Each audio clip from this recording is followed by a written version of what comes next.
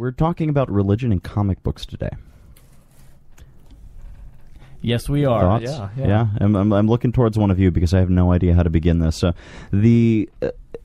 I guess to throw something out there, I know there's a little looking at Superman in particular. There's peppering of Christian theology throughout the Superman series, and this is something that's common throughout a number of different comic books. But I mean, why you could go with the philosophy that works in Hollywood. If it works, exploit it. If it still works, copy it. And the ideas within various religions seem to work quite well, and they make great stories when Marvel and DC get their hands on them. But there's also a philosophical element that they're trying to convey using certain religious stories. So let's let Vocab and Forrest talk a little bit about the direction they want to go with this. I've got all the clips here for you, so whenever you want me to pull something up, just let me know. Really quick on Superman, the interesting thing about him being such a Christ figure is he was actually created by 2 Jews. That is interesting. Yeah, that's It's true, yeah. 2 Jewish teenagers living in Cleveland, Joe Shuster and Jerry Siegel. 1938 is when the first Action Comics came out. It's the one where it's got Superman with the car and the bad guys and all that. He kind of does everything in that single issue right there. But that's not were they Jews for Jesus? No, just your standard Jew. But they say there's some, first of all, like Old Testament things. For example, that little Kryptonian, space capsule he's in could be reminiscent of Moses. Yeah, because he starts out very Moses, and then he transitions into this Christ figure. Yeah, and there's other things, I wasn't aware that his space capsule was woven. Well, yeah, that's what you want for space. You want it to be very permeable. Probably works better than what was Moses coated with? I forgot. It was it was covered with something, but whatever it was, like there's that. But the movies, from what I can gather, the movies are what really transition Superman into, like, they kind of up the ante on the Christ figure aspect of it. That's my understanding. Like in 1978, when they first came out with the Superman movie for the modern era, that was part of what they intentionally did, and it only grew. So even with Superman Returns, which is a pretty lame movie, that's an understatement. Even with Man of Steel, I mean, they really upped the ante, and Zack Snyder even said things to that effect. I mean, I guess it seems like it kind of bothered. Well, I remember when we first talked about this. It seemed like it kind of bothered you, though. What bothers me so much about it was specifically Man of Steel, because I thought it's not portraying Superman as a Christ figure. I think he was kind of designed that way, or at least he transitioned to that from like a Moses type figure. What bothered me was in the marketing of Man of Steel and in some of the imagery in Man of Steel, they played it up specifically to cater to a Christian audience. You can like Google this. There's some interesting stuff about how Can I play the teaser? Do you have the teaser? I think the teaser you're thinking of is for Superman Returns. But it still works. That Superman Returns teaser definitely works. Is it? You can play whatever you want. You're in charge of the show. All right, let's play it. Even though you've been raised as a human being, you are not one of them. They can be a great people, Kal-El. They wish to be. They only lack the light to show the way. For this reason, above all, their capacity for good. I have sent them you, my only son.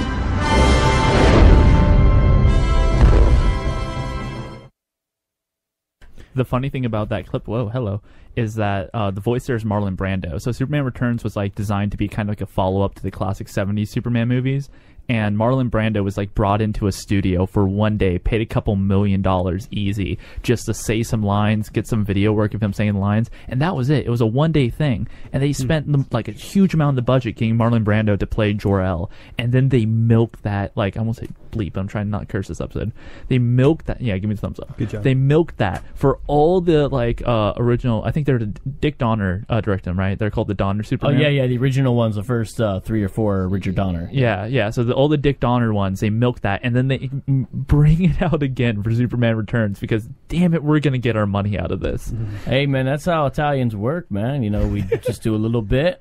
We get, it's kind of like you show like do almost no work. The labor jobs, on the construction sites, you see the mob run. I mean, that's kind of how we do it, man. But that's more strenuous than what Marlon Brando had to do. Marlon Brando showed up, said, "They wish to be a good people, Kal-El. I sent you my son," and then he pieced out. It was a one day of work, and they just milk it all the way through Superman Returns. But like that phrase, "only son." So if you know the old old King James version, like John 3:16, you'll see only begotten son, but the Greek word behind it is monogenes. It's one word together, but you can hear the one or the unique, and then like generated or of, so it literally means like unique or one of a kind son.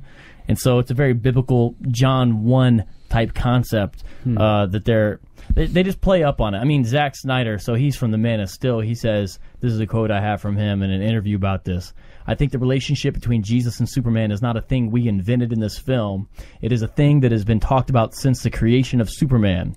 And in a weird way, probably was talked about more when Superman was created than it is now. It's one of those things mythologically you take for granted a little bit. Now, I don't know about the history, if that's quite true, but I mean, you see his take on it there. And Bryan Singer also did that with Superman Returns, which is what that clip is from. He went around, which is funny because he makes such good X-Men films, but he just botched the Superman thing.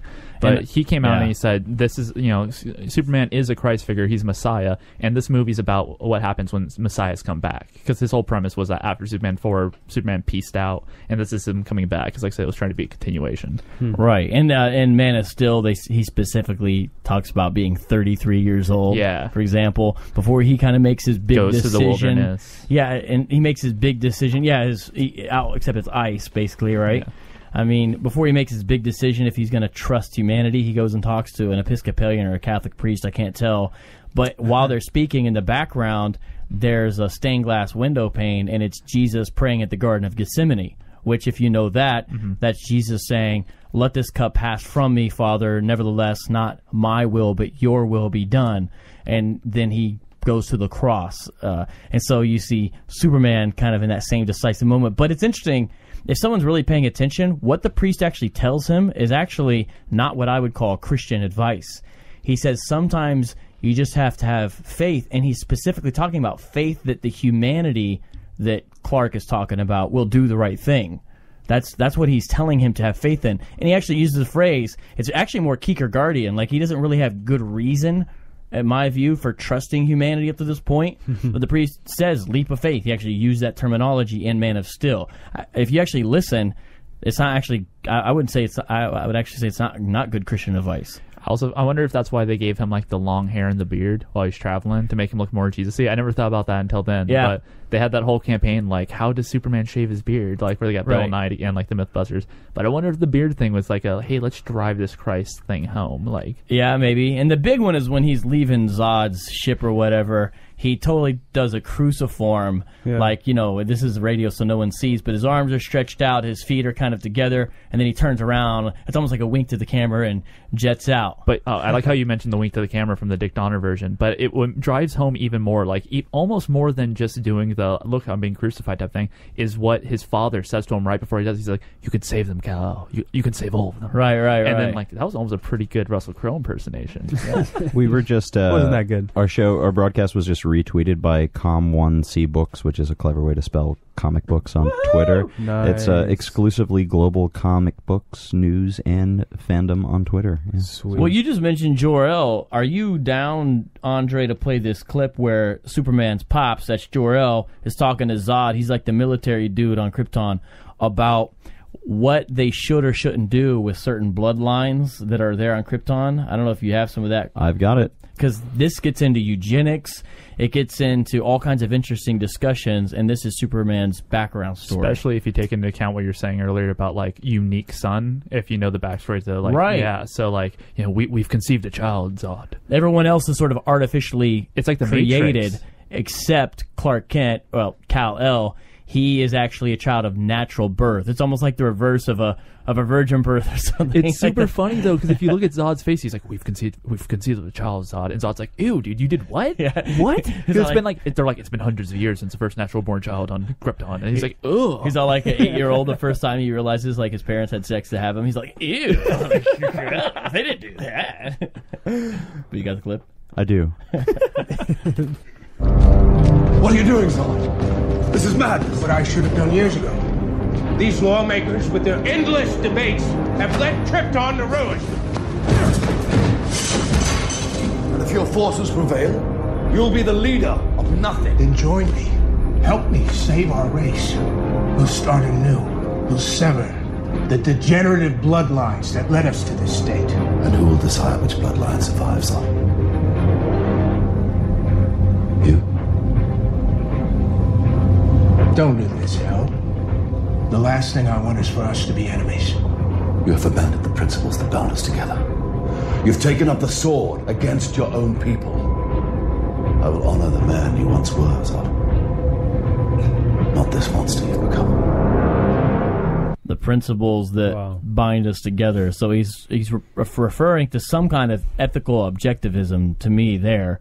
And then it's interesting you see like Zod's sort of fascist, elitist attitude. I don't know what you would call it, because he talks about degenerative bloodlines.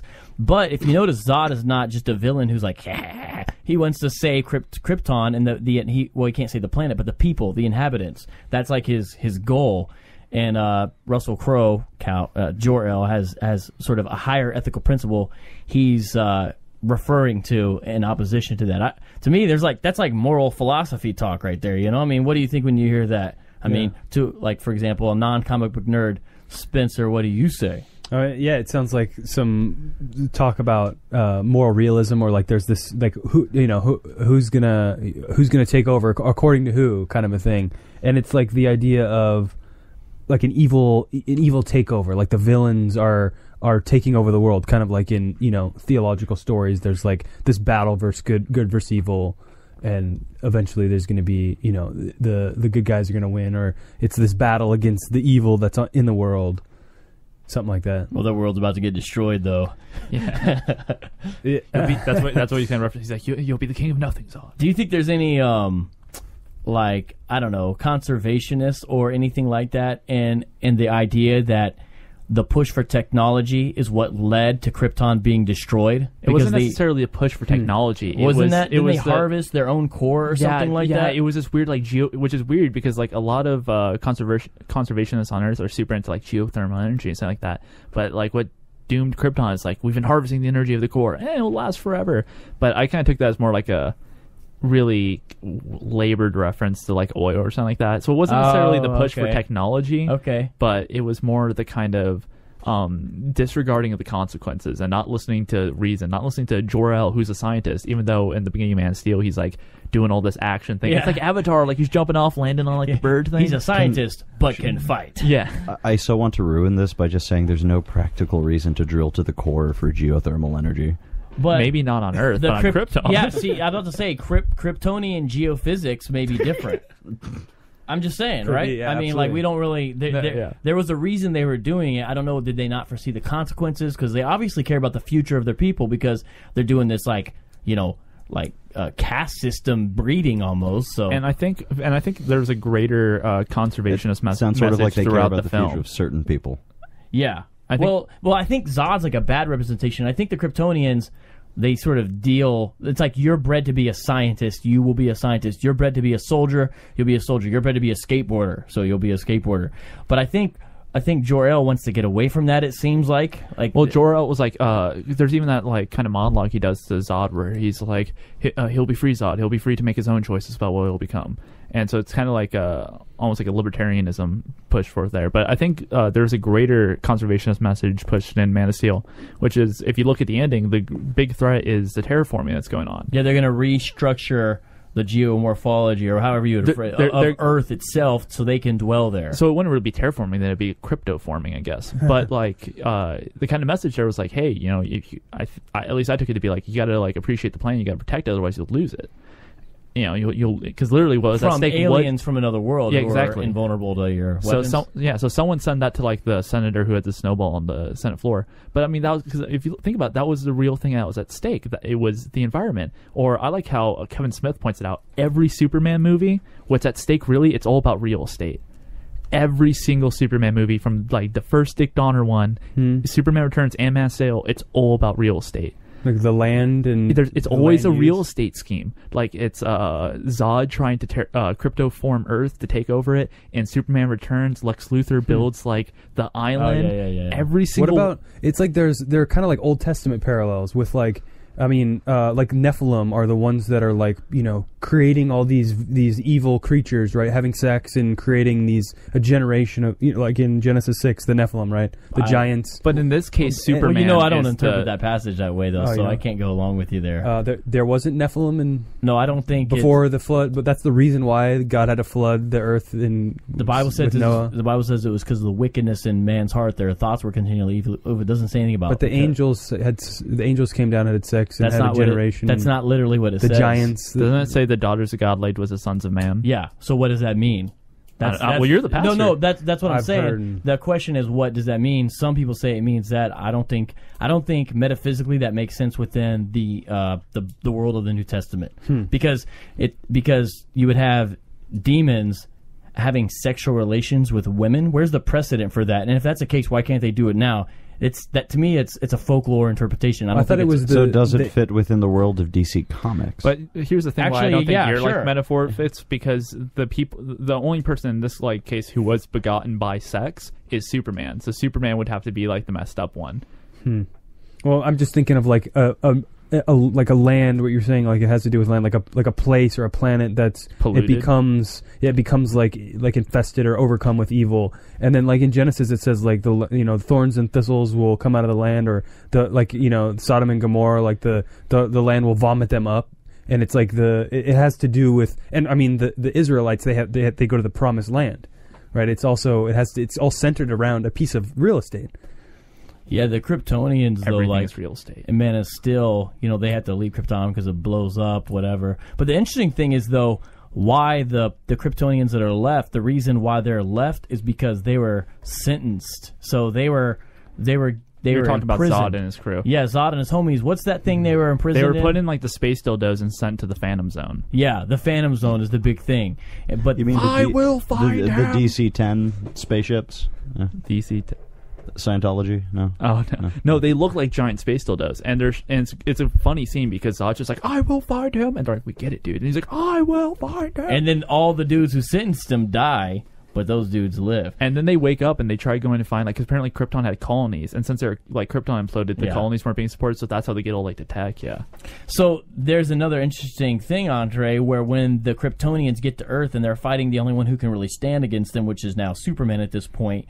The gal who's down with Zod, she's saying this is progress because clearly the Earthlings are inferior, and why would you want to help them? That's a mistaken notion. Instead, let us do what we're going to do, get out of our way, terraform, and begin a new Krypton. And then she has this line that's created quite a controversy within message boards. I don't know if you're able to play this one. I can do it. Where she says, and if we know one thing, it's the evolutionist. Evolution always wins. And somebody said, oh, that's why Christians like Man of Steel, because Superman goes around punching Darwinists. Which I don't, because right after that you hear the sound, he punches her right after that. Yeah. But I mean, I'm curious what you guys would think of this clip. You are weak, son of hell. Unsure of yourself.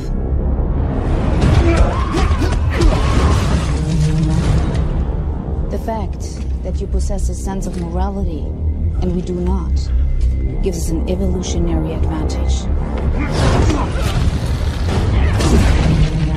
And if history has proven anything,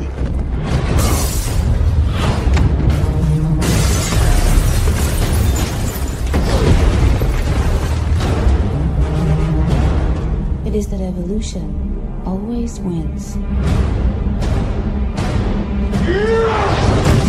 Go Team Evolution! Go Team Evolution! Andre. So it's a kind of a stereotype, yeah. You want me to go for it? Yeah, you haven't said anything. I know you've got it. That's a self-contained clip. You've got to have something. I do have an opinion on that. Well, I mean, the evolution wins thing is kind of silly because it's not. I mean, it's more of a process, not so much a competition. It's a universal acid. So the idea that morality is somehow evolutionarily maladaptive to a social species just doesn't really make a ton of sense. Well, depending on the species, but if you look at humans, we've succeeded because we've developed this sense of kinship, we've developed a sense of in-groups, we've developed a sense of working together for the greater good, and that cohesiveness has allowed us to achieve things of others like podcasts, where how many people are in here? I have a curious question. So you said we've succeeded because, and then you named what you view as moral adaptations. how do you know that that's the reason we succeeded? Because we can compare ourselves to the higher apes who don't have that. We can compare ourselves to higher apes who, when they interact with each other in the woods, they kill each other and cannibalize the young, who don't have this sense of in-groups and recognizing. But don't they also pick the fleas off each other's backs? Okay, well, that's like a limited in-group. Where the idea of the extended in-group, seeing past just like the kin and like recognizing if my sister goes out to this tribe and marries them, they become part of my in-group. It allows for greater cooperation, so that increases the magnitude of it. So it allows for things like science, mathematics, and internet. Us, we're all from different backgrounds. Language useful. So do you think it would be invalid if somebody said the reason why Homo sapiens have succeeded as species because we've learned how to outmaneuver and outkill and outfox all competitors? Well, that's part not of it, valid. That's well, part how do of it, those two things go together? You're talking about different types of success there. What do you mean by that? So we've lived and survived as a species because of that. But it depends what you mean by success. If you mean by success just brute survival, then yeah, that contributes a lot. But if you mean by success things like putting someone on the moon, that requires beyond just being able to kill and survive. It requires cooperation. What's the evolutionary advantage of putting someone on the moon? It's a byproduct. There's not an evolutionary. Evolution doesn't select for putting someone on the moon, but it's a byproduct of processes. And does anyone else? Do you guys find that interesting though? Because so I would have a theological reason why I'd say we should do things like try to go to the moon, and how I could see it part of who we are in God's image. But I'm not. I mean, I know we're not. But I do find it interesting your perspective, because obviously you don't think it's necessary for survival to put a man on the moon. I mean, obviously I wouldn't say that either. But I'm curious what you think the sort of ultimate biological cause for the desire to do that. To put a man on the moon? Yeah, that type of thing. What?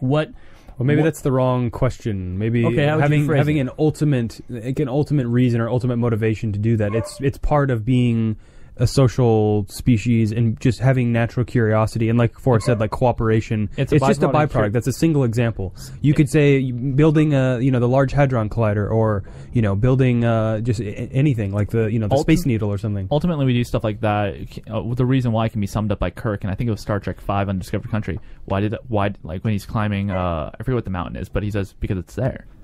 That's ultimately the reason. So there's not an evolutionary selection for it. You find that satisfying? You think what do you mean? What satisfying in what sense? Why we did it, or what allows us to do it? There's different questions. Why not dive in a volcano because it's there? This is a very interesting digression.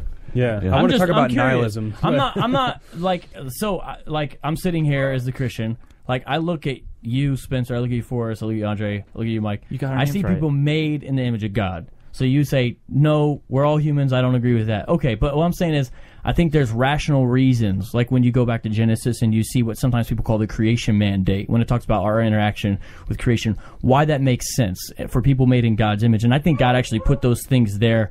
It's part of a display of His glory. The Bible verse that says the heavens display His handiwork.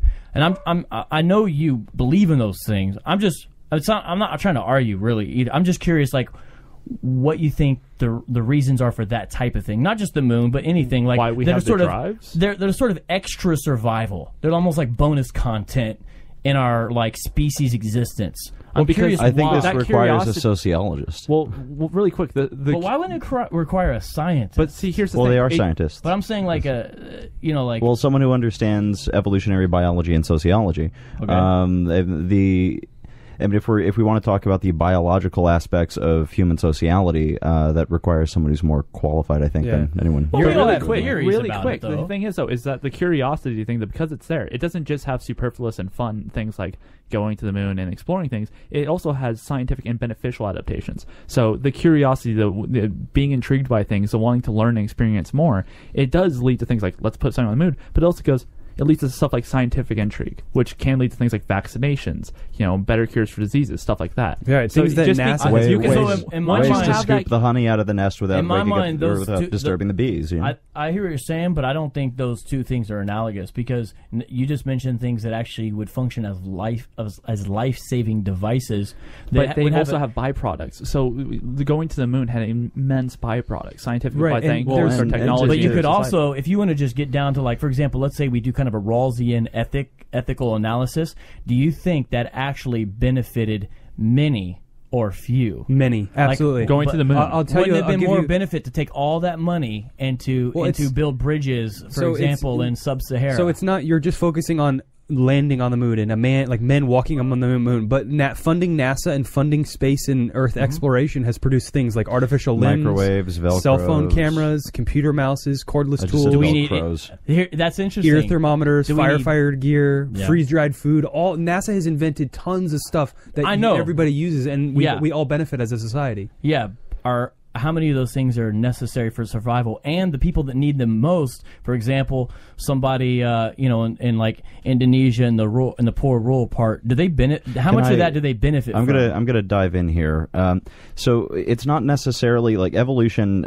It's not really survival of the fittest as it's laid out. It's essentially the survival of the one that gets to reproduce the most.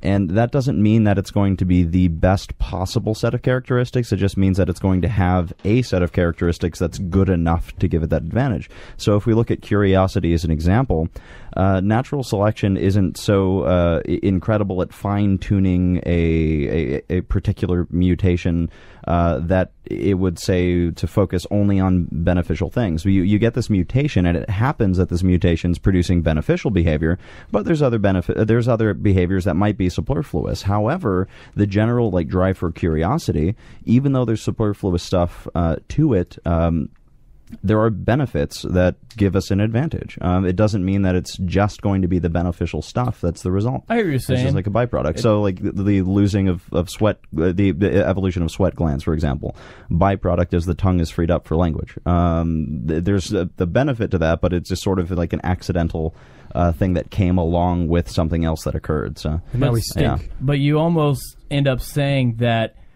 ultimately going to the moon is a serendipitous thing that happened. It didn't have to be. It has no real teleos, but hey, check it out. That isn't. It feels like it's almost. I didn't necessarily mean that. It's almost like an extra piece sort of sticking out here. Oh no, look, and it happens to work, but it doesn't really fit like it fits within a larger meta narrative of being able to make the most sense and significance of it as you could. We do have a habit, though, as a species of finding, even if it's something that would seem to be superfluous, we have this habit of finding some useful thing about it.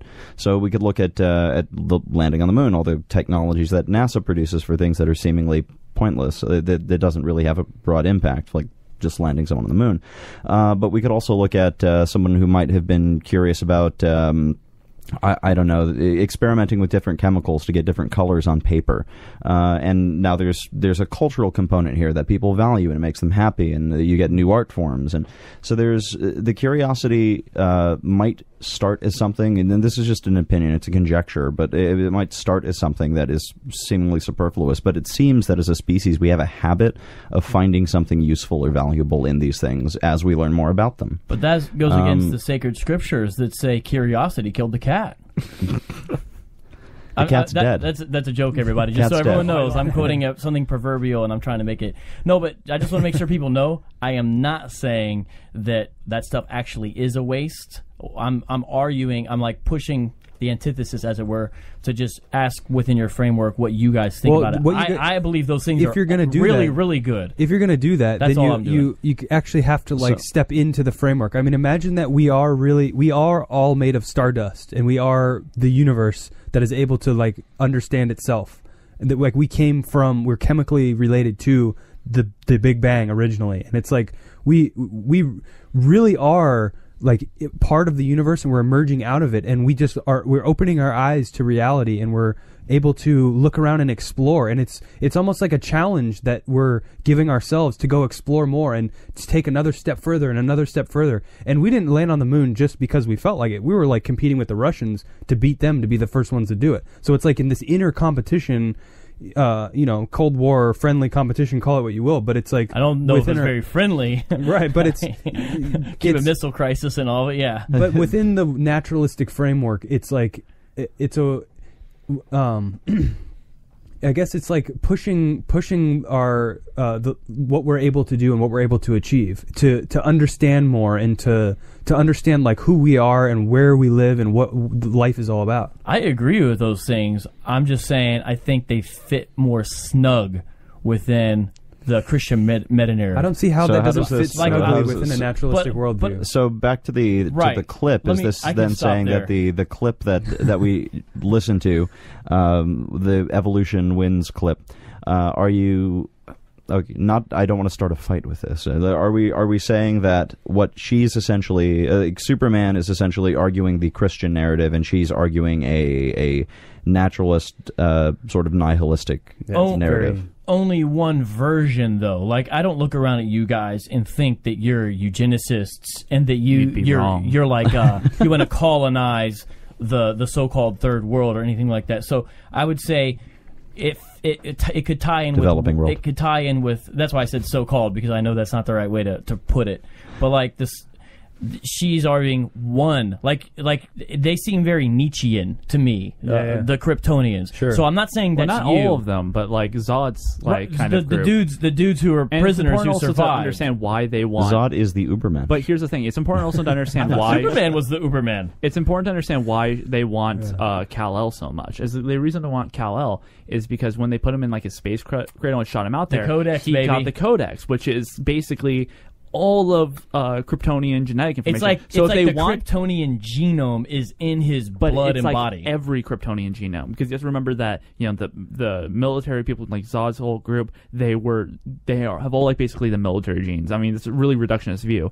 So if they really want to recreate a thriving Kryptonian society, with scientists and with like politicians, they need him because he's the key to all of that. So let me make sure I understand this It's interesting correctly. they call it a codex, though. Yeah, I love that I too. knew you were going to latch onto that one. Zod and his folks are genetically modified. None of them are produced They're sexually. the ultimate To be soldier. soldiers. Okay, and okay. So when she's saying that her lack of morality gives her an evolutionary advantage, it's not evolved. It's not evolved at all. No, it's It's a modification. It's artificially selected, and I'm pretty sure I could be wrong about this, but that lack of morality is only selected for in the military officials so that they could be more ruthless fighters. That would be really bad as far as avoiding coups is concerned. Yeah. Well, you could see how it worked because he tried to throw a coup, and then he got put in space dildo and sent to the Phantom Zone. We will find him. And that's the message to all you struggling generals out there trying to throw a coup. Keep it up, put and you you'll in get a thrown dildo. into the Phantom Zone. But no, so it's, sorry, but yeah, take that Assad or whoever else. Assad. Yeah, but Kneel before Assad. To all of our military listeners in South America. yeah. Nah, but I mean, those are interesting things, and yes, I mean, it's dialogue while they're fighting. So it's still moral philosophy and ethics talk, but we have to also understand, like, if you're like that's not enough. I mean, they're punching each other while like discussing this. It's also 10 minutes into what feels like a 2-hour fight, because the second he gets off Zod's ship, it's basically the whole rest of the film is him fighting Zod's crew in the longest fight scene I've ever seen, and it's just hours of them punching each other until he does the most un-Superman thing ever and just snaps Zod's Wasn't neck the like Battle bull. of the Five Armies essentially a fight scene? I haven't seen Battle of the Five Armies. Oh. Dude, All right. He just it was literally the worst movie experience I've ever had. I am not going to another movie. Yeah, but you said the same thing about Guardians of the Galaxy. No, Mike just said it was the worst movie experience he ever had. Okay. And he said the same thing about Guardians. Before we go down that rabbit hole, About that. I have a Mike. You don't fight me. I want to take us to break, and then we'll come back and talk about Batman for a Kneel little bit. before Sound good? Thanos. Sound good? Yeah. No. Wait, is that copyright? Forrest, I was you doing were so well. close, so close. All right, we'll be back in just a You'd few be surprised minutes. how with often more. I hear that. I'm not. You try to get the last word. It's something awful. All Give right, me we'll a sticker that says I tried. I'll give you a bronze star sticker. How about that? All right. Okay. We'll be back in just a few minutes with more Unbelievers Radio. I want to talk about Batman though, because Okay, I like Batman. sorry. And I know we have Dark I Knight. think we all that like show. Batman better than Robert Tilton. It's a close call though. Pretty much. Yeah. Oh wow. I guess we could refer to both of them as Dark Knight. All right, Batman segment. You guys ready? Questionable past. I'm ready. Vocab Oh, he's Malone got- is he's now showing showing us us his his underwear. underwear. Batman I'm underwear. wearing black underwear, but it's not Batman. Those are vocab. Am I wearing Dude, that is pretty sick. Vocab Maloney You Chonies. came prepared. Vocab Malone. Wow. He's also wearing a How old are Transformer you? shirt. That's Yeah, irrelevant. the shirt is actually kind of cool. Soundwave. He transforms into a tape recorder. Yeah. That's real relevant. It's like somebody finds a tape recorder laying there. You know, the Decepticon. They're like, "What's this antique doing here?" Like, Push play and it goes. Yeah. Turns into a transformer. Maybe that's how they'll merge the universes. Like Star-Lord's tape recorder is really Soundwave, and that's why it still works after all these years, and he never needs to replace the batteries. Fucking boom. That's awesome. Headcanon accepted. Dude, one day we should do one of Transformers because we can do a whole show just on Megatron's motto alone, which is peace through tyranny. That's his That's motto. like peace through superior firepower. That's his name, peace through tyranny. Anyways, but okay. We still have a show, right? Yes. We're still going? All right. This is a show that our audience deserves, but not the one it needs right now. Moving on to Batman. You're welcome for that segue, because that was fire, dude. Which one? Madness is Like Gravity or the incredible acting one? Oh, I like the incredible acting one, because that's just like these apes' morality. Do It's it. a bad joke. Dude, this is the Joker when he's getting interrogated by Batman. You don't start with the head. Get all fuzzy.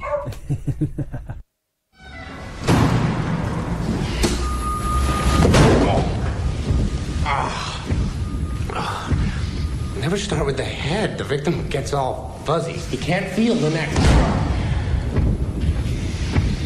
See? You wanted me. Here I am. I wanted to see what you'd do. And you didn't disappoint. You let 5 people die. Then you let Dent take your place. Even to a guy like me, that's cold. Where's Dent? Those mob fools want you gone so they can get back to the way things were. But I know the truth. There's no going back. You've changed things. Forever. Then why do you want to kill me? I don't want to kill you. What would I do without you? Go back to ripping off mob dealers? No. No, you complete me. You're garbage. You kills for money. That's some good stuff right there. Oh yeah. That guy died too young. Andre, The Joker? taking that in, do you hear all the philosophy in there? Oh, I absolutely. do. And Spencer There's a responds for me. code. There's a moral. What did he say? There's a code. There's morals. There's a code to this. He's saying He's saying he they're sounds- morals. It's a bad joke. They're only as good as the world allows I them mean, to this be. sounds very Hobbesian to me. It's actually very Dostoevsky. It's like there's a great YouTube video on YouTube, obviously, but Wisecrack on Thug Notes they analyze the scene through the lens of the one of the stories in the brothers Karamazov, and it's Inquisitor story. It's basically line for line that, and it's fantastic. You should all look that up. I would go with a more Hobbesian analysis personally, but hey, Really? yeah, because so I mean, it's a very It's a state of nature. yeah, it's very it's very also like All of the order and the morality that they're he's essentially asserting that this moral code it's not a real thing. They exist within a state of nature, and as soon as they need to, they'll dump the thing out and then Yeah. throw him away. yeah. See, They'll turn on him. so he has a really cynical analysis of human nature there, because that's all he has. So it's not like the doctrine of, in my view, Christian total depravity, because that's all he has. He doesn't have anything redemptive, and so that's why the Joker, for example, his character is not interested in money or women or really power. It doesn't seem like that's his interest at all. It's more like he wants to just pull the mask off of everything. He There's a great, enjoys he wants to playing expose in the the state anarchy of for what nature. it is. He doesn't Yeah. want a super Leviathan. He wants to stay in the state of nature. There's a great scene towards the end of the film where he's got that pile of money, and he's like, you know, I'm a man of simple tastes. I like gasoline and And he starts bullets, burning it. and he's like, you know what they all have in common? Right. They're cheap. Which is funny because that came out around the time gasoline spiked, and I was like, man, the Joker's out of business.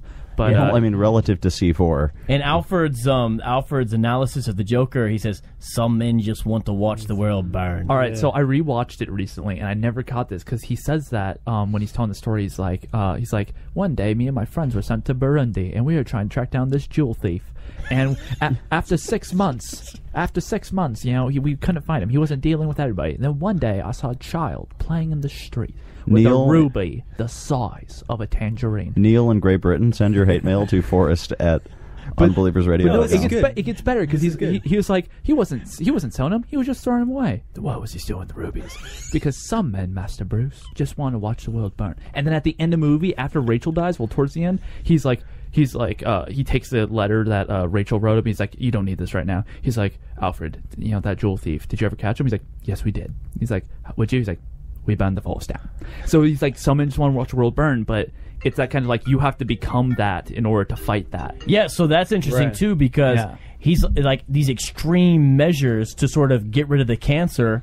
But that's what Ra's al Ghul wants to do. Ra's al Ghul's like a hardcore moral purist in a twisted kind of way. He's saying since we want this high moral society with honor and all that stuff restored, the only way to do it is to start from scratch. You can't redeem it. You can't build upon what you have. And you have to level it first and then do it. And Bane builds that further in Dark Knight Rises, where when he's talking about the nuke, and he's like, Gotham will be purified in its ashes, like from the explosion of the bomb. The city is now yours.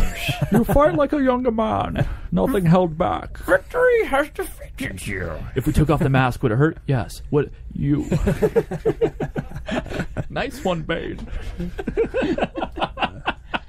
I have this feeling that Forrest is going to pass on the Dark Knight like an oral tradition, and with the vigor that's used to pass on the Vedas in India. That's interesting. You just, to me, stepped on a landmine right there. What explains the rise in the comic book mythos within our era right now? They're replacing God. I don't think you can merely chalk it up to advanced technology. You know what I'm saying?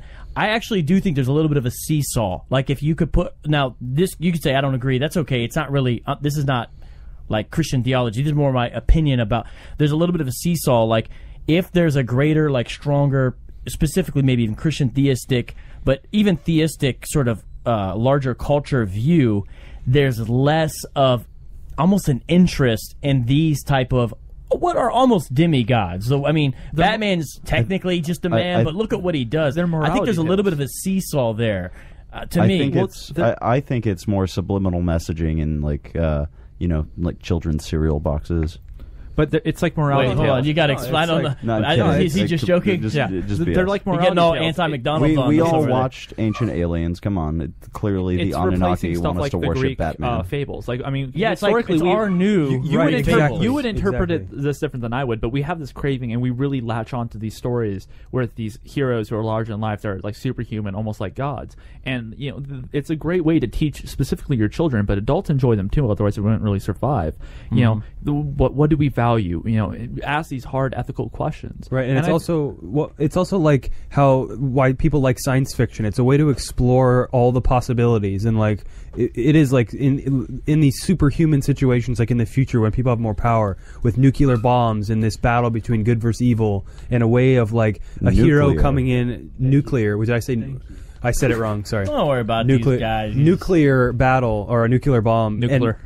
And having this idea of like a savior of some kind come in and like suffer in order to save, you know what I mean? And these are all commonalities, like common. They're also just literature. History. People just enjoy literature. People don't like. I mean, if you don't read comic books, you don't realize how well written they are. There's a lot of crap out there, but 90% of everything is crap. But like, specifically like the Ultimate Spider-Man run by Brian Michael Bendis. Like, I haven't read like the modern ones with like Miles Morales, but when he first launched the Ultimate Universe was Ultimate Spider-Man and Ultimate Peter Parker. That stuff is literature. It's a Buildings Romans story. I've totally butchered that, but there's a lot, that everyone can latch onto in comics.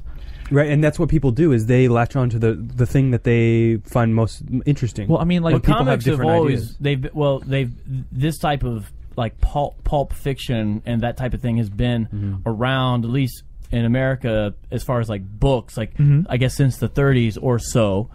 There's comic strips, but as far as Superman and the sort of modern superhero. But it's why the rise in it, because there's been times they've sort of fallen on hard times. Like there's times where comic books and it's interesting. Like, why now? Like, who would have ever thought you would have all these shows, and it's like mainstream to know a green. It's relatively mainstream to know Green Lantern's chant. Before he like in darkest day, in blackest night. But no, you see what I'm saying? But people also fail to realize how recently comics run in hard times. If you're out there and you're wondering, Marvel almost almost went under. Yeah, if you're wondering how come Fantastic Four and X-Men and Spider-Man, well, Spider-Man now aren't under like the Marvel Cinematic Universe thing, that's because back in like early 2000s, late 90s, Marvel went bankrupt and they had to sell and they thought, oh, movies will never be a thing. I'll sell the rights to these movies. They kind of prostituted themselves out to cinema. They hoard themselves out to cinema, and now they're regretting it because now they're huge and they're owned by Disney. But what's the cultural moment that this is captured?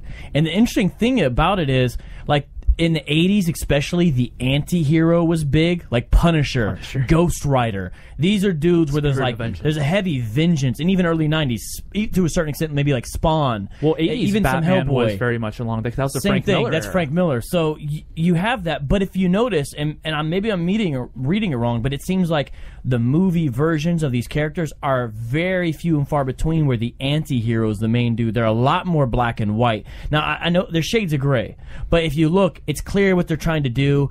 There's no comedians of the bunch. You know what I'm saying? The guy from The Watchmen who he's supposedly a good guy, but he just kills people and rapes them and everything else. Like, there's not really a Marvel cinematic equivalent to that. Like, where are those guys? Like, Ghost Rider didn't even do that well, for example. Coming next year, Daredevil. Like, what's your take on Daredevil and what he does, though? Because I don't...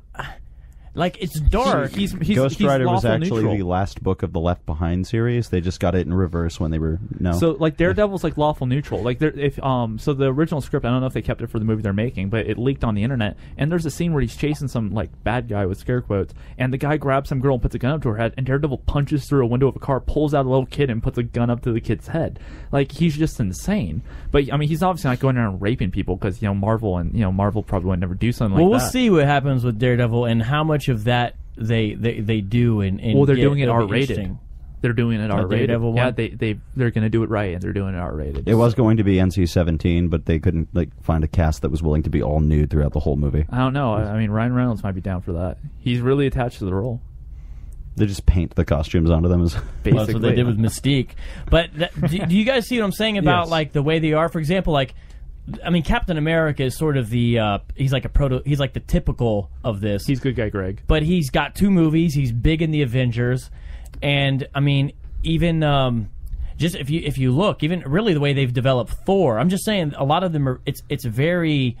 They sort of have a stark moral quality about them, Which is weird because it's not so anti-hero. They totally whitewashed Stark. They've taken Exactly. out the That's what I'm alcoholism. saying. That's what I'm saying. Yeah, but I think that's kind of has to do with the universe that Marvel's been trying to build. Marvel's been trying to build a universe. But is that the popular one too? But it's a popular one because DC was sitting on its ass for 5 years, going, well, I mean, we don't have to do anything. But if you look at it, what DC seems to be doing with Suicide Squad, with the way they've characterized Superman, a guy in the comics who he kills somebody and he's devastated and he thinks about quitting being Superman, but he snaps Zod's neck in 2 seconds and just goes, like, next scene he's just like, I'll be there when you need me. It flies off.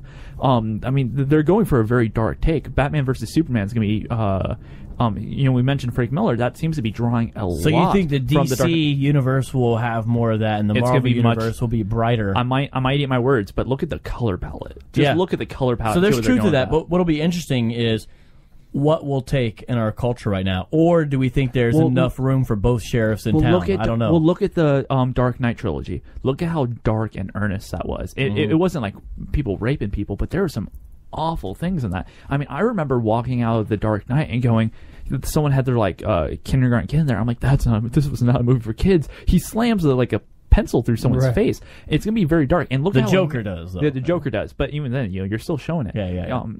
And look how immensely successful those were. I think there's room, and people crave both. Mm-hmm. Well, I think he was just seeing if the guy could see through lead, because Superman can't. Sorry. Okay, that's because Superman can't see through that, so he's trying.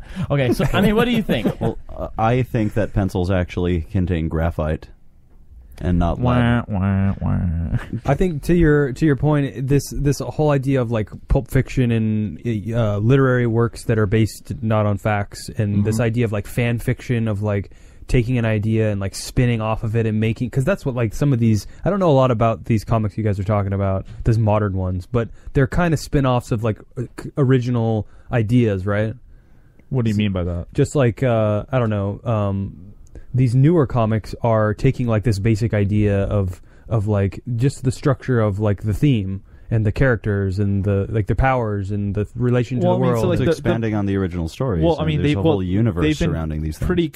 They've had a pretty consistent continuity for a while. I mean, there's been some reboots and stuff like that, but I mean, this Spider-Man you have today is basically the same Spider-Man you had 75 years ago. Yeah. So I mean, you still get new comic book characters, but they're still like those characters have been really enduring. They've right. And incidentally, I think Forrest is right. There's going to be a market for this broad palette of these superheroes and anti-hero type individuals. I mean, look at this. I realize this isn't a comic book, but look at the enormous success of Breaking Bad.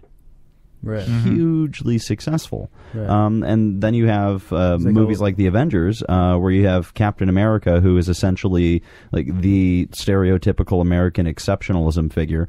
And I got that reference. That made a ton of money at the box office. People loved those movies. Or House of Cards. He's just a maniac, a psychotic maniac, and people love it. And even within the Marvel universe, with what we're seeing in Agents of S.H.I.E.L.D., but we're seeing they a lot of introduced- like this kind of like it's dark and it's kind of gritty and it's very human. It's not even superhuman. It's very human. Now the darkness they have doesn't the Inhuman necessarily symbol. need to be the anti-hero kind of darkness. I mean, they introduced with Tony Stark, for example, they introduced post-traumatic stress disorder, which is a very difficult topic for people to be able to deal with. And there's terrorism. It made Iron it Man very 3. human. There's terrorism, and I think we're seeing it. The sort of like the dark side of humanity on both sides of the fence. What's different is the humanity of the characters who like the protagonists. Winter in the Soldier films. was a pretty dark film. It's about the government assassinating people, basically.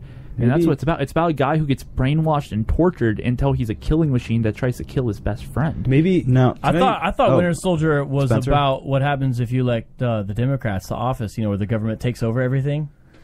No, that's are you going to do a 12-hour thing here now, Rand Paul? I mean, there's definitely something there. Well, Bush started the drone program. Come on. Nah, dude. I'm just saying. Government philosophy: keep it tight, keep it small.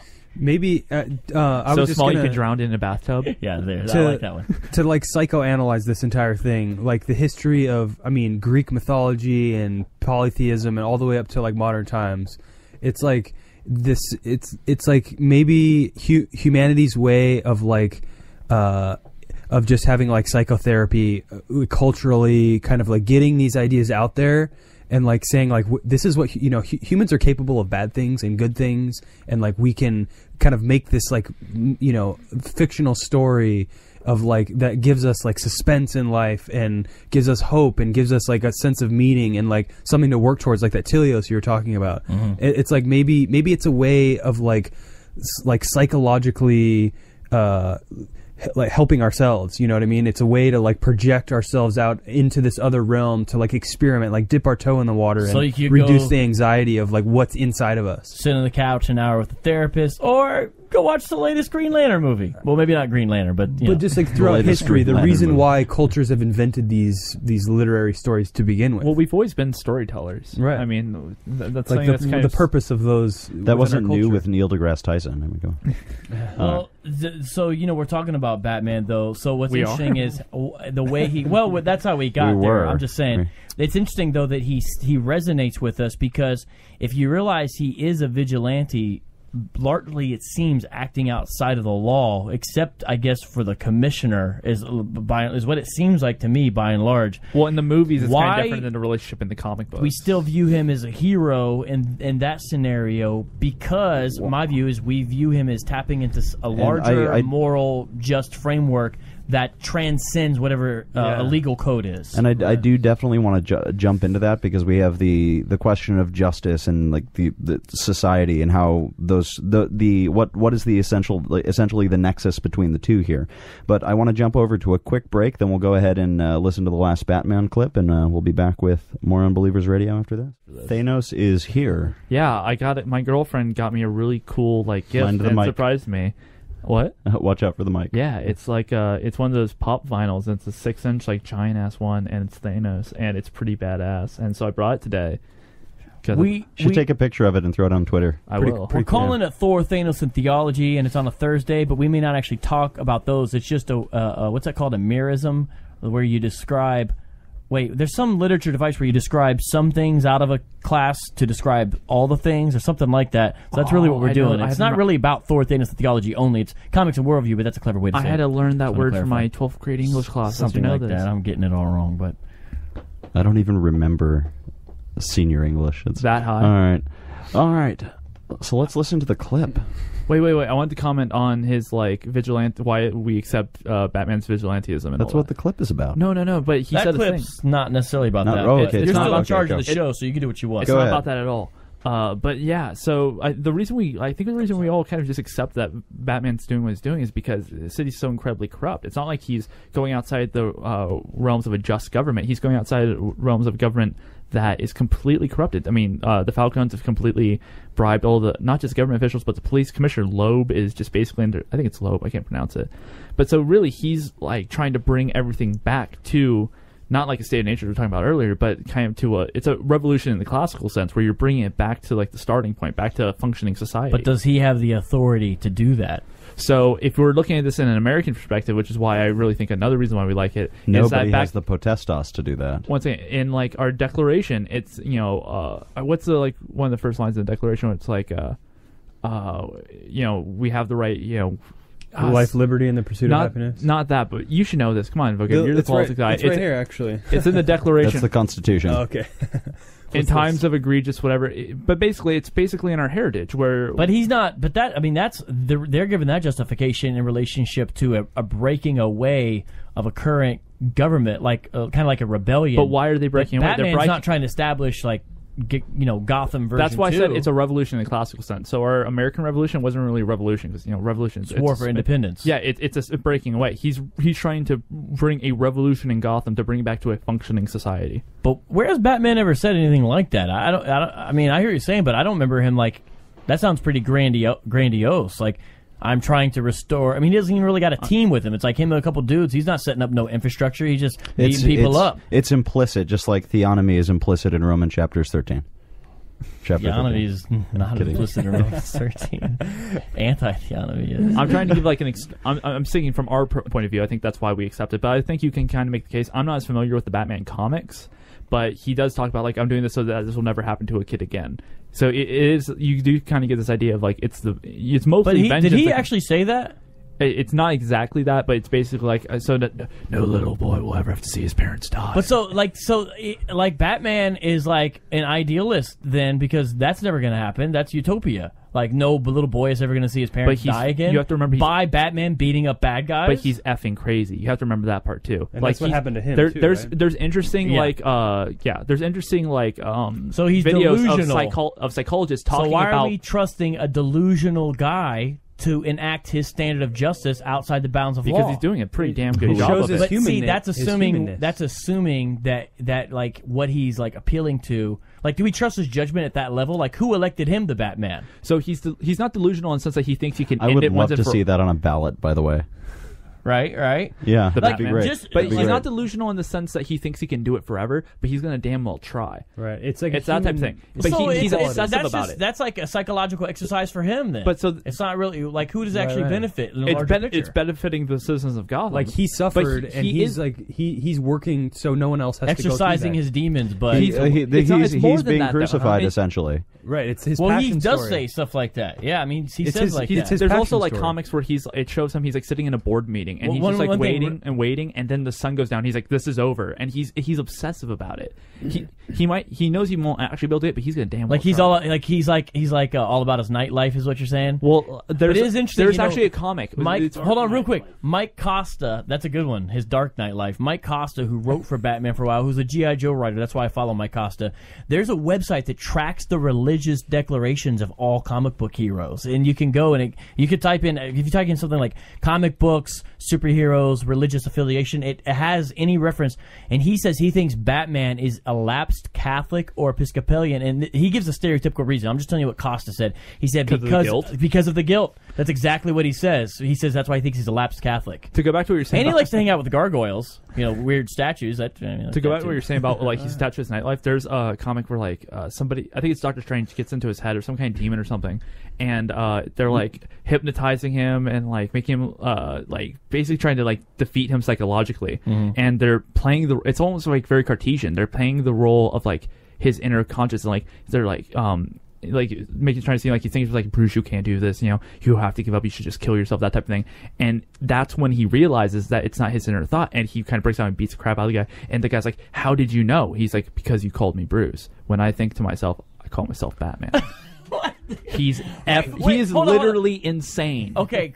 He refers to himself as Batman. He's not Bruce Wayne. Bruce, it's like there's that awesome scene in Kill Bill where he's like, I always found Superman interesting because Clark Kent is the alter ego. Superman's who he is. Batman's the same way, though. He identifies as Batman. Bruce Wayne's the suit he has to put on.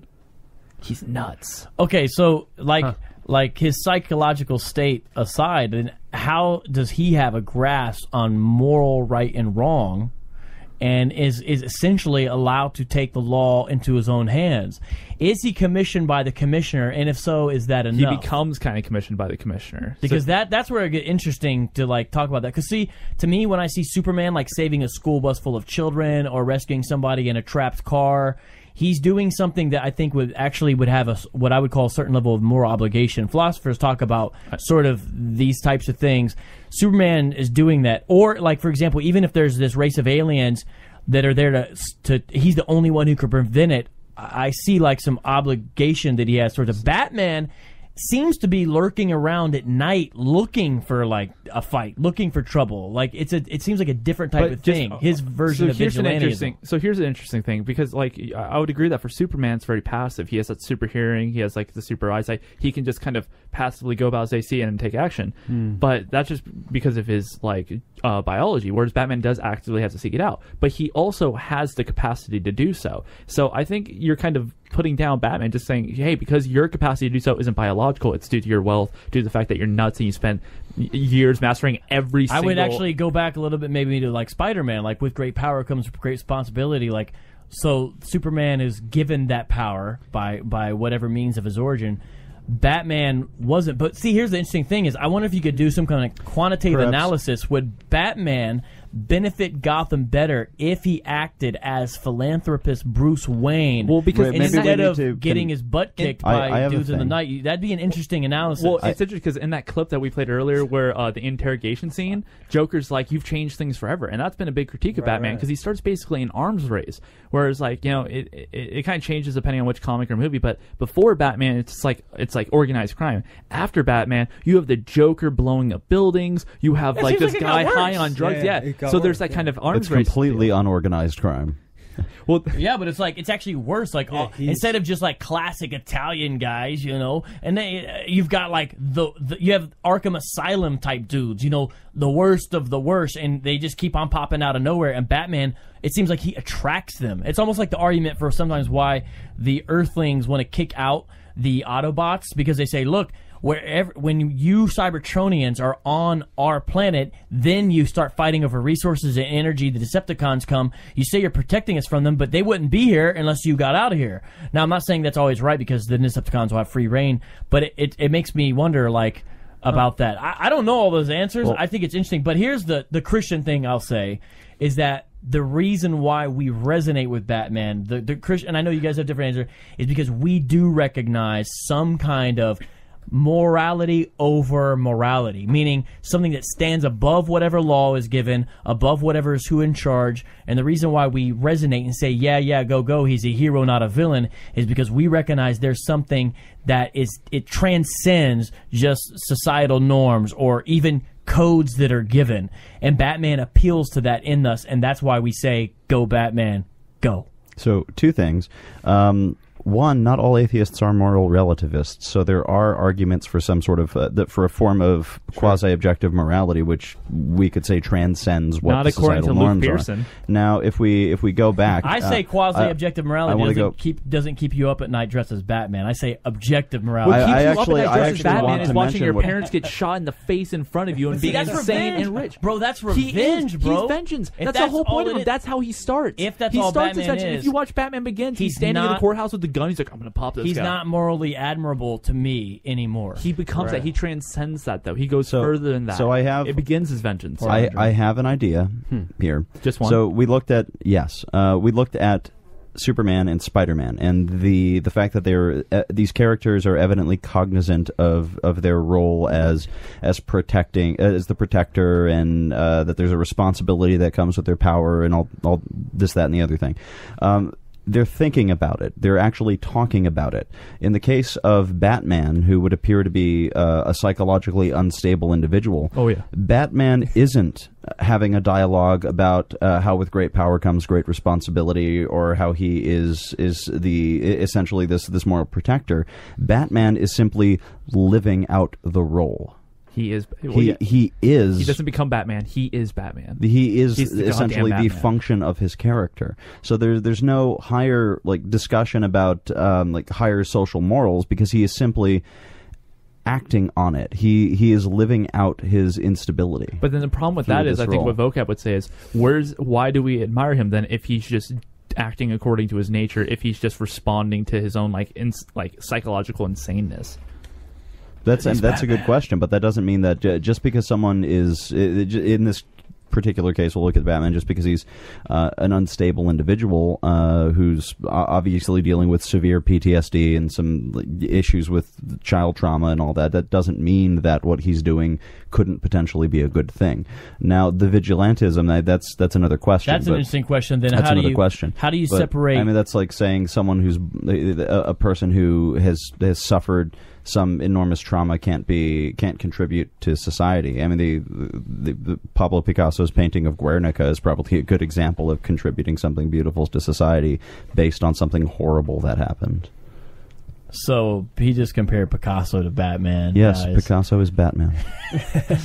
This guy. Well, I mean, the interesting thing about the way humans actually are, and so again, this is I'm gonna intersperse my Christian theology, is our multifaceted motivations.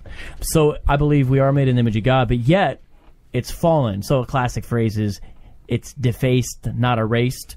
That's a way to speak of the image of God within fallen humanity. So, sometimes I feel like people get too simplistic with motivational analysis, which I think is a dangerous game anyway, to why do you do X, Y, Z? The only way is if someone tells you, but then what's the guarantee that they're telling the truth about the motivation? And actually, how do we know they're not self-deceived? Do they actually even know their own motivation? Because you think about your own life and you realize, dude, I thought I was this, but I was doing it for this.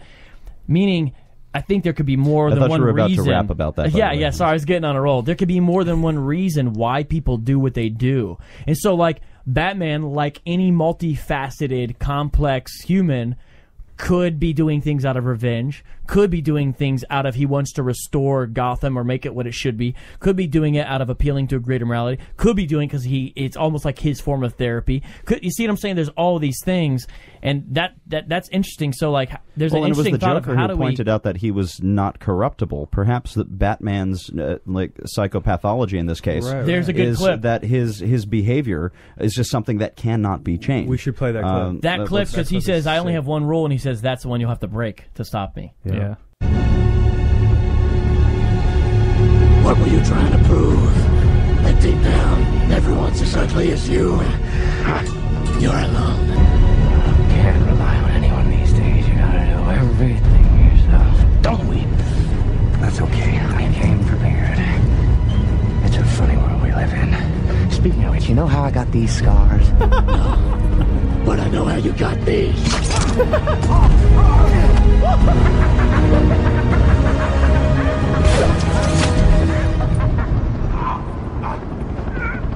I remember you told me not to start at the beginning. So he's hanging upside down now. He's hanging upside down right now. Remember that adaptation. You just couldn't let me go, could you? This is what happens when an unstoppable force meets an immovable object. You truly are incorruptible, aren't you? Huh? You won't kill me out of some misplaced sense of self-righteousness. And I won't kill you because you're just too much fun. I think you and I are destined to do this forever. You'll be in a padded cell forever. Maybe we could share one. Spoiler alert, Hell, he they'll dies. be doubling up the rate this city's inhabitants are losing their minds. This city just showed you that it's full of people ready to believe in good. Until their spirit breaks completely. Until they get a good look at the real Harvey Dent. Huh? And all the heroic things he's done. You didn't think I'd risk losing the battle for Gotham's soul in a fistfight with you. No. You need an ace in the hole. Mine's Harvey. What did you do? I took Gotham's White Knight, and I brought him down to our level. It wasn't hard. See, madness, as you know, is like gravity. All it takes is a little push.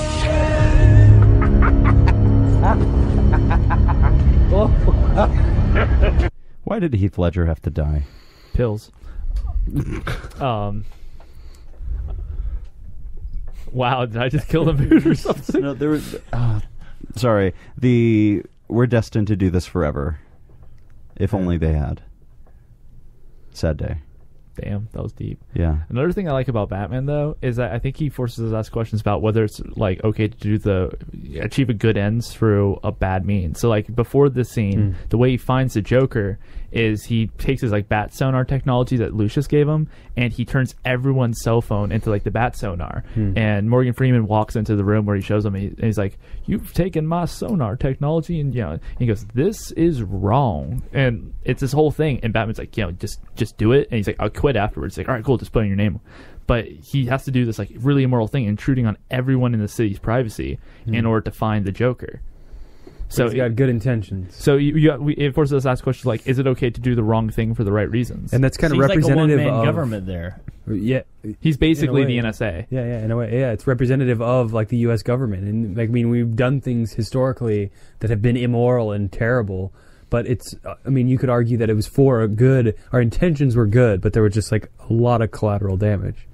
And like Iran. We're trying to do, like, to meet a good Dresden. end, we do evil things to reach a good end. And the problem is, the Joker says you're truly incorruptible, but the problem is that power that people take for some good end, they are not incorruptible in reality. Well, so it always ends up being and Harvey misused. Dent is corruptible, and even Batman is corruptible. I think I would disagree. I think Batman's incorruptible because I think his one rule that he won't break is the no killing. Everything else is up for grabs. You mentioned in Hush, when you're on Apologist recently, there's a part where Batman goes, you use it for different reasons, but Superman's under the control of Poison Ivy, and Batman has to stop him. And so what he does is he has Catwoman crawl up to the top of Daily Planet and throw Lois Lane, and Superman breaks out of the thing and saves Lois rather than killing Batman. And he says, deep down inside, Clark is essentially a good person. I'm not. So you used it to do like a Calvinist type thing with it, but I think it's more. I do Calvinist type things with everything. That's true facts. But I'm using. I think I want to use it here more for the fact that Superman is basically the Captain America of the DC universe. He's a golden boy. He's gonna always do the right thing for the right reasons. And Batman sort of more. Batman is, I will do whatever it takes for these ends. The one thing I will not do is kill somebody, except for in the Tim Burton Batman. They didn't know what they were doing there, and see, Superman's not supposed to snap people's necks either. No, yeah, well, they messed crazy. up there. Incidentally, I have a potential explanation for the not killing. You're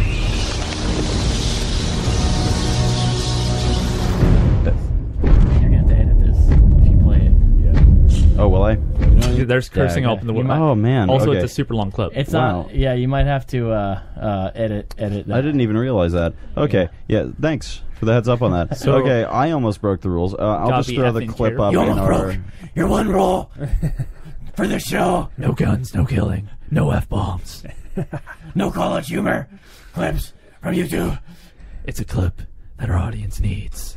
Your co-host deserves. just showed you they believe in PG-13 broadcasts. His voice is the sound of COPD. That's just it's just awful. Well, the funny thing is that and this plays into what I was saying earlier when he talks to himself, he's Batman. A lot of people complain in Dark Knight Rises when like Catwoman gives him the slip. He's like, so that's what that feels like when he knows he's alone, and he's still doing the voice, but he does the voice because that's in his mind. That's his voice because he's Batman. Playing into how freaking crazy this guy is. So what do you think Joker means by when he says that he has a misplaced self-righteousness or something? Yeah, because the Joker doesn't seem to think that Batman's appealing to some transcendent morality. It's almost like, because when you say self-righteous, that seems like some kind of moral outward show you do for your own sense of like how good you are or something like that. Yeah. It seems like the Joker can only analyze that through a cynical lens, I guess, is what I see there with him saying that. Like, I don't think we quite think that's Batman's deal, I think but the Joker has that cynical analysis of humanity without the flip side. It plays back into what he was saying earlier. It was like, these people are only as good as the world lets them to be. You know, they'll eat each other. I think that's what was Batman. He's never had to face someone that's caused him to break this one rule, which is just a product of his Gotham environment up until now. But he thinks that, you know, once I'm in here and the cards are down, he'll have to break that rule. So what is one irony though? If he does it with the Joker will not be able to see it because he'll be deceased. But does the Joker like really that. care? He's a nihilist. But yeah, it's just interesting. It's all a joke. I mean, it seems like Joker almost has more power, at least in Dark Knight Rises, than Batman does. Like Joker's the one manipulating things, and it's easy for him to just like point out these little errors in the Commissioner and Batman. To it's like a house of cards comes crumbling down. Yeah, even in the interrogation scene, like the Batman. Again, this shows some questionable things about Batman. Like he's all beating up a helpless guy, like slamming his head against the table, and then he locks the door. So Joker's in control. Yeah, he's like, but the Joker's the one like in control of the conversation. Yeah. I mean, it's interesting. It's funny the Joker gives a pragmatic reason. You never start with the head. They make things up, but like to me, I would be like, Batman. Do you think that's like okay? Like that you just I don't know. I mean, I guess it's once again, it goes back to. I guess it's like, what do we think about torture or things like that? Like, where's that line? Exactly, yeah. Because ticking bomb, all this scenario. I don't know. And I think that goes back to what I was saying earlier: is that Batman is incorruptible because he doesn't really care about what he was saying is these kind of like peripheral rules. He cares about the saving Gotham and not killing. Those are his things. Those are the two things that he's going to be incorruptible on. Saving Gotham and not killing Gotham. Like those are the so are you saying that Batman doesn't have like this transcendent moral or ethical code to live by? He's just going. I think he's by any means necessary. I think he thinks he has an idea of what is the good, and that the good here is saving the people of Gotham, stopping the bad guys. But I think he's a by any means necessary type of dude. I think he has a finely tuned sense of justice. I don't think so his means are always right. I was more saying the Joker seems to have a strictly cynical analysis. I wouldn't even go so far as to say that he has a good understanding of the good. I would just say that Batman... He has his understanding. He has his understanding, but his understanding is essentially... I would argue that it doesn't appear that this is the good. It appears this is how things should be. Well, see, I think this is the reality. I think Vocab talked to more when he said about the justice thing. I mean, I think the best Batman scene where it gets truly Batman, like really saying true to the heart of the comics, weirdly enough, comes from Batman and Robin. And that there's just hear me out. There's a scene in the beginning, right after Tommy Lee Jones Two-Face is supposed to have those two personalities. You see the first personality at the beginning of the movie, and then he switches. But Two-Face is about to get away, and he's Batman's on the helicopter with him, and Two-Face starts trying to say something to Batman, and Batman punches him in the face and goes, "Shut up, you're going to jail." That is the most Batman scene of any movie, and Christian Bale kind of plays into it in that clip we just played, where he's like, "You're going to spend the rest of your life in a cell," because I think that Batman's main goal. That's why he doesn't. Is Batman like anti-death penalty? Because he's like, shouldn't the Joker if there was a death penalty in Gotham, wouldn't he be? You would imagine to get it right. Like that dude's gonna get immunity. So I mean, but what a crazy thing though. People pointed this out before, but they put all the most dangerous criminals in one city, in one place, I guess because they're supposed to all be insane. So, in Arkham Asylum, so it's the least poorly guarded place of all time. So you can't really kill the criminally insane. I think that's part of it. Arkham Asylum, it's like part prison, but it's mostly like a mental health facility. So all of his all of his rogues gallery are all insane? Like, does anyone not go there? Like, does Clayface go there? Do you know, straight up does like Croc go there? I don't know the straight answer. up ice Joker, there goes the comics though. But the other thing is, Joker has diplomatic immunity because he's like the UN representative to Iran. When he kills Jason Todd, spoiler alert, that's actually going to play into Batman vs Superman. So serious spoiler alert. With the like crowbar, and they catch him and they're about to they're like, you're going to jail, and he's like, nope, diplomatic immunity, because he's it was Iraq. He's the representative to the UN for Iraq. So I mean, that's also, he's got like that in the bag, and that's pretty nice. You know, we got that you can do whatever. You can kill. Well, Robin. you're like hopscotch in continuities, but it's all good. I mean, I see it. But I mean, it all kind of plays in though.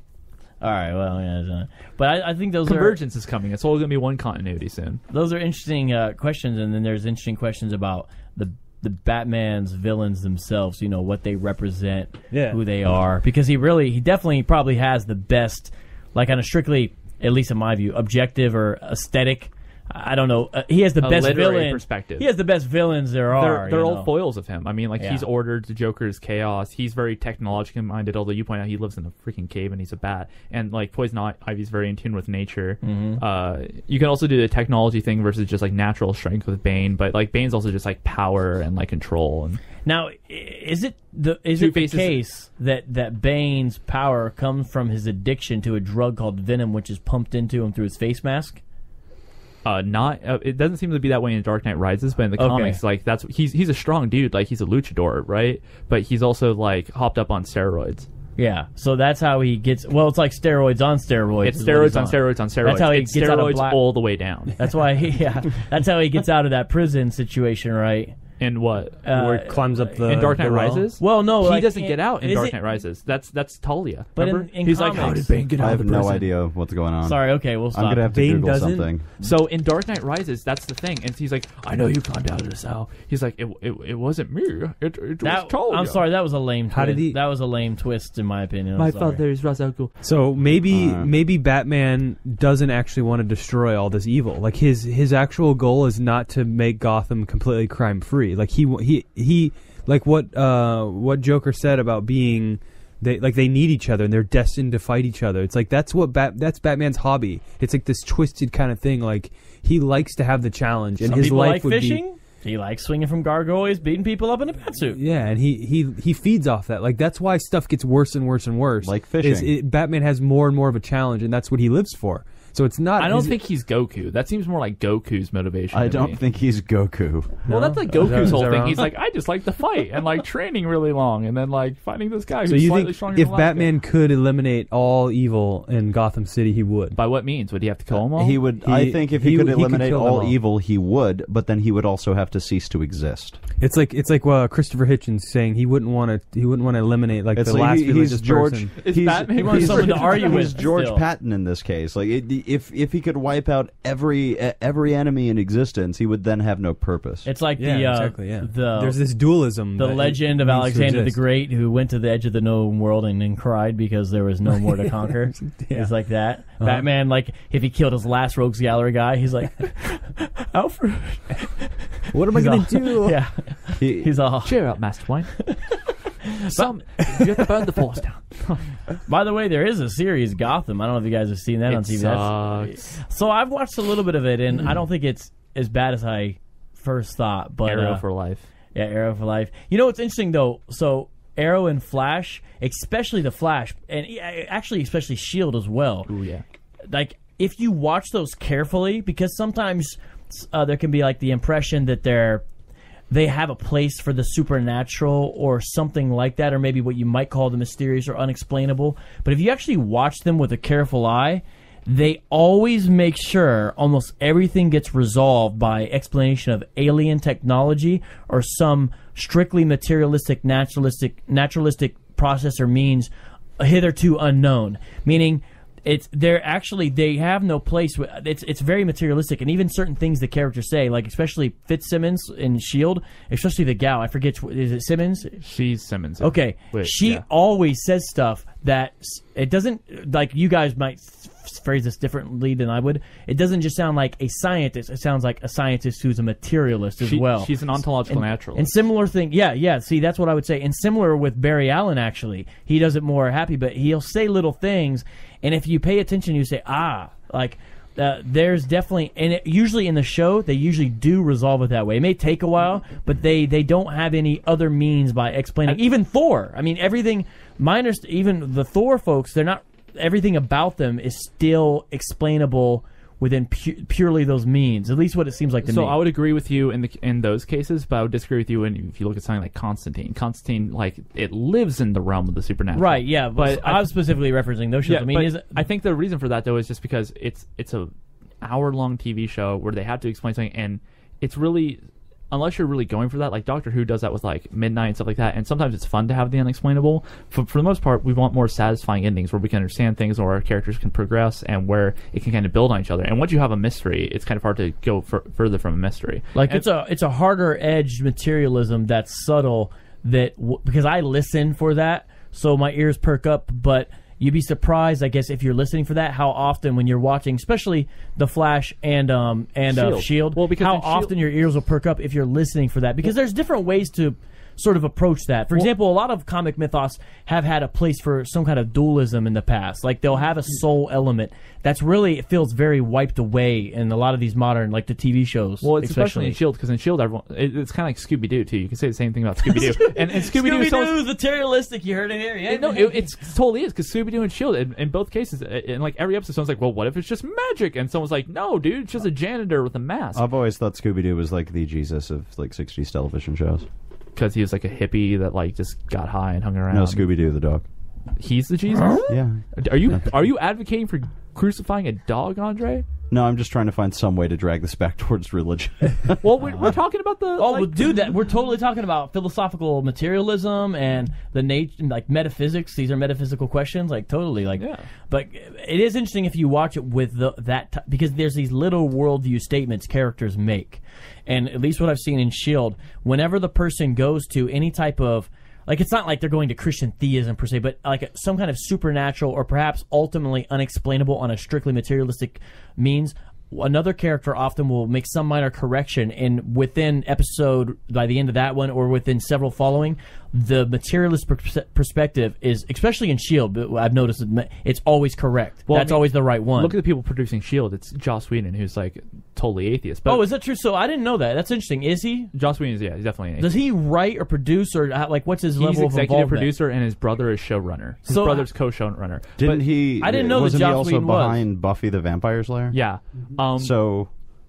I don't know how they run I don't know that necessarily implies naturalism, then, if he's also behind Buffy the Vampire Slayer. I'm saying it's explanatory as to why it's such a scientifically minded show. But well, like, so even in we like would disagree, we'd phrase that, but okay. Well, I got you.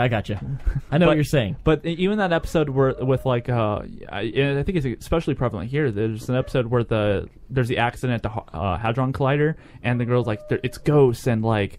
The ghost is like, I'm trapped in hell and you killed me, because she was supposed to be like the safety. It's season 1. Are you remembering? Wait, what are you talking about? So there's a season 1 episode where this girl's like the safety. In S.H.I.E.L.D.? Yeah, season 1 Our of S.H.I.E.L.D. listeners have a lot of homework to do. So it's on Netflix, guys.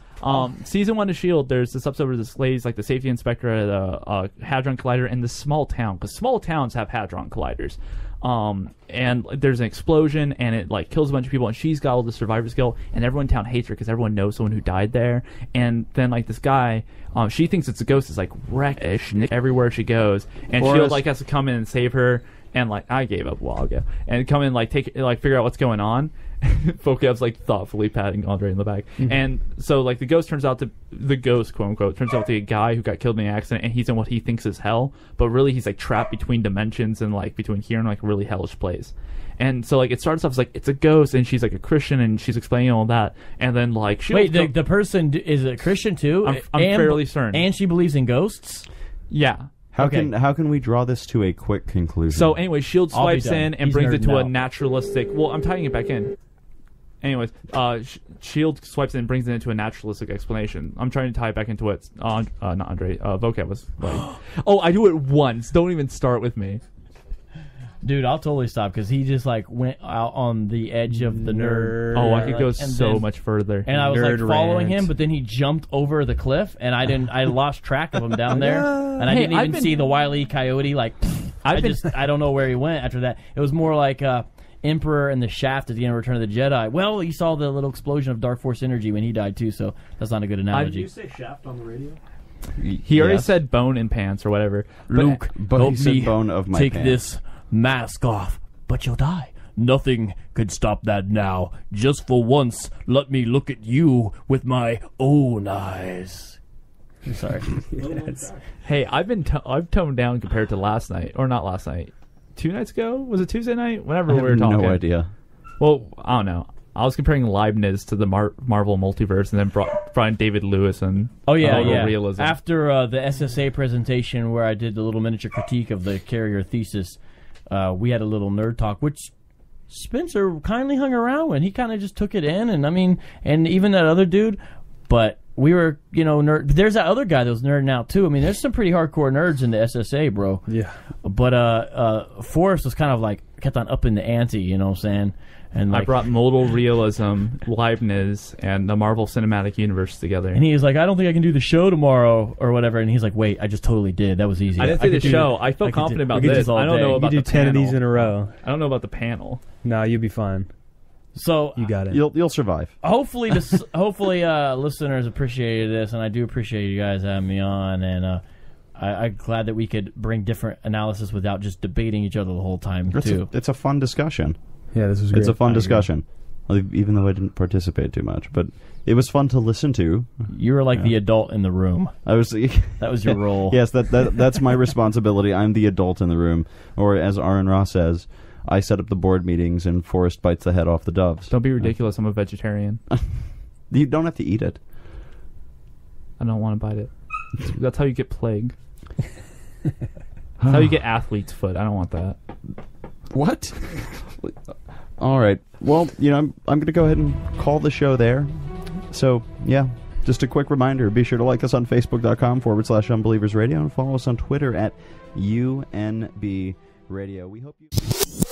Well, today's show, we're actually talking about religion and comic books. I know this is one that Forrest has been excited for. I'm completely lost, and Spencer's going to hold down the philosophy side of it, I'm sure. Heavy breathing. So that won't be a problem for him. But I'm not even sure why I'm here, really. I think I'm just here to sort of, direct it. I'm the director for the day. That's what I'll do. Well, we have Vocab Malone joining us in studio. How's it going, Vocab? I'm very glad to be here. I feel like over the past 3-4 weeks, we have become fast friends. I've seen you guys a lot lately. A lot? Cool. Okay. Yeah, a lot. Like a whole lot. It's been cool, though. Last week's show. I appreciate it. Yeah. We came to the Secular Student Alliance, did a pretty cool presentation about your views on Carrier's Christ myth theory. We had a good convo about that. That was cool. And then he hung out for 3 hours afterwards because I tricked him into going to my class. You guys geeked out about comics and philosophy. Nah, but I really do appreciate it. Thank you for letting me debate Dr. Richard Carrier. Thank you for inviting me to the SSA meeting. Thank you for coming to ASU when I was rapping by the MU there in the middle. In support of God's Not Dead. And thank you for helping me find a way through campus when I was lost to see the presentation. Forrest. You were literally the next building over. No, that building is hard to find. I had to put a map online for other people to find it. Oh, too. you did that? Andre, thank you so much. No, it was just funny, though. I put a map online, too. I looked at it. It took 2 maps. The embarrassing thing wasn't that he was lost, and it wasn't for how long he was lost, which was 40 minutes. The embarrassing thing was when I walked out of the building, he was standing right there. And the door was already open. The door's open. See in the room. I never claimed to be the smartest guy. No, that's cool. I didn't actually see your message until you were already in the room, by the way. That's all good. And I felt bad. No, it's all good. I was glad. But thank you guys very much. I do appreciate it. I feel like we're growing as people. You too, Mike. I didn't say props to you, but you too, Mike. Mike's got the thumbs up and the heart symbol. He's giving the love. Yeah. We just have to get him a microphone that he can mute and unmute at his leisure. You have a mic on the mic? I feel like I know everyone's personality better, though. So it's interesting now. I'm getting a bead a little bit on everybody's personality better. Well, that makes it surprising that you came tonight. Nah. I'm getting to know you guys. So announcement, Vocab is joining the show permanently. I'm kidding. Dude, there is 1,000 ways to make shows like that actually interesting, They rarely do it, but there's 1,000 ways to do it. It's just rare that it happens. Those kinds of shows, where you do have like strongly, Really? clashing worldviews. Are there podcasts like that? Only a few. So there's one called Apologia. It's obviously not the Apologia here in town. I'm not talking about them, but and there was an atheist ran show, but they would often have disagreeing guests, and they would usually have one guy on who was kind of a Christian guy.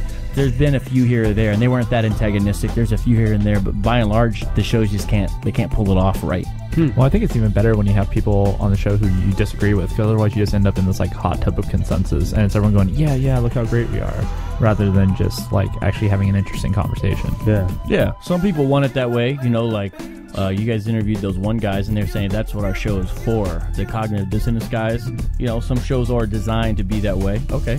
It just depends what your base is. Yeah, it depends on what you're doing. Yeah. Like, you're not going to have an astrophysicist come talk about woo and quantum mechanics on a cooking show, Probably not. Yeah, it just wouldn't make any sense. Maybe. It'd be like a Kafka-esque cooking show, though. Just like nothing makes sense here. But I do like your guys' show. You're rising in popularity. You got pretty good sound quality. You got good visual stuff. You got good social media presence. I'm sure that's all Andre's work. Some great background beagles. You guys got, for the most part, good guests. I think you guys are getting better at representing like a variety of Christian opinions. It seems like you're growing in your, knowledge of Christianity or something by and large.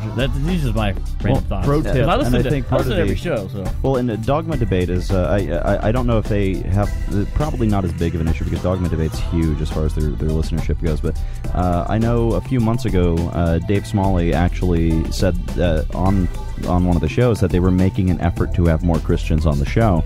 And I mean, sometimes it's just difficult to find folks who are available on a Thursday evening. And the scheduling is a concern, and if we have something on a day that they are available, then we have to try to move it. And if it's another guest, that can be diffictive. Dogma Debate. Is Aaron Ra a host on that show or just a guest? He used to be. He used to be on the show. Dave Smalley has been the host since the beginning of it. But Aaron has his own podcast now called the Ramen Podcast. Pro tip on what you said earlier, though. You said it's all probably Andre's work. Literally everything that happens on here is all Andre's work. And the audio quality. Yeah, Mike takes care of the audio, but like anything you see and interact with, Spencer and I do F all when it comes to this. We show up and sometimes I'm like, what are we talking about? Who's on? Yeah. Mike is giving me the thumbs up like, yeah, you really do that. That's why we should name the name of our band. Slaying Dragons. Oh, as an homage to your last name. See, that's hilarious. And it seems kind of a Spanish name. That is hilarious. So it's like a Spanish name too. I guess it could be slaying bulls if you want to really get Spanish. Oh no! Bad stereotype of your people. Bad stereotype. Oh, and abusive to the bulls. Sad day. What are you not Hemingway? I am not Hemingway. That's correct. Ridiculous. Well, what is it that Hemingway said? There's only two sports in the world. There's bullfighting and rock climbing. Everything else is like lollygagging or something like that. He didn't say lollygagging. He was too masculine to say lollygagging. I'm not familiar with that quote. It's a pretty funny quote. I suggest you check it out. This guy. All right. 8 out of 10 would read again. All right. This is why we have Forrest. Okay. Well, now away from the beginning of the show digression. Yeah. Like right out the gate. All right, and we're back with more Unbelievers Radio. I don't know what just happened, guys. Like, all hell broke. There was like chaos in here, and then Forrest and Spencer had cookies, and then everything was calm again. I turned into Jules from Pulp Fiction. It was like one of those Snickers commercials. Like, Forrest, have a cookie. Why? Because you turn into Jules from Pulp Fiction when you're hungry. Better. It'll be released for subscribers. No. Oh no. I said the effort too many times. That will be painful. Well, they're paying to hear Forrest swear in that case. Your dollar's well spent. It's is that part of your marketing? Your Forrest cuss. Give us money. Do you think Forrest doesn't cuss enough on the show? Are you bummed Andre censors us? Send us $5 and we'll give you 5 minutes. 10% of your income. By the way, two things. Number one is at our church we try to make sure we never use the word tithe because we don't think it's a New Testament concept. However, generosity and giving is. And then secondly, I heard your guys' show on Creflo Dollar. We have a show on Creflo Dollar that we did. It was like within our first 20 shows called Uzis and the Dollar Dance. And we play clips from him. That's a way better title. Because, dude, we got this clip of him where he's saying if he had his way, he would have a computer system to be able to figure out who was a tither and not. and there would be an alarm that would go off if you weren't, and then he would pass out Uzis to the congregation, go outside, and on the count of, this is a quote, 1, 2, 3, Jesus, shoot them dead. But then he says, aren't you glad we're not living in the Old Testament, or something to that effect, not as if that's kind of how they proceeded. Can I start going to a church? We call it Uzis and the dollar dance, because then we play a video clip of him and this other dude where they're doing one of these big prosperity gospel grab bag things, like, and people are throwing money at their feet and they're dancing on it, bro, and it's sliding off the aisles. It's crazy. So, anyways, what I'm saying is, I know you guys, you're having this Christian guy on too much, but if you ever want to do a show like Destroying the Prosperity Gospel, because actually what you guys said about it was actually pretty legit. It was pretty good. I would love to do that. That would be cool. I'm about it. We got a message saying that you won the debate because of the rap at the end. Your closing statement clinched it. Clearly wasn't Afro-Mations. No, it wasn't. A douchebag. But no, see, I love Prosperity Gospel because they're like the... I love it because it's like the Oprah of Jesus. It's like, you're going to be rich, and you're going to be rich. Mostly just me. But you're all going to be rich, with air quotes. Everybody gets to be rich. By that I mean me. Yeah, it's like, it's just playing upon people's greed. Mm-hmm. And, I think some of the greater judgment will be reserved for those jokers. I mean, come on, dude. Christians got a police. Was that a segue just then? Yeah. You think Creflo Dollar even believes what he's saying? The theological stuff? Like, he's really blessed by a God?